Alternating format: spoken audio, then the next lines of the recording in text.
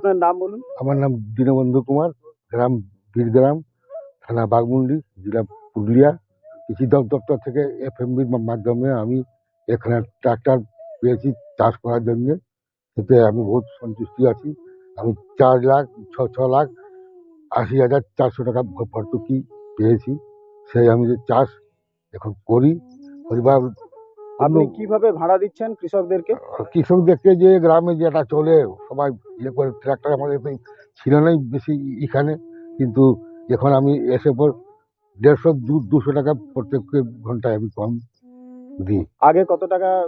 আগে অন্যরা কত টাকা ঘন্টায় নেয়? অন্যরা ওরা 1200, সিজনের সময় 1200, 1000 দেয়।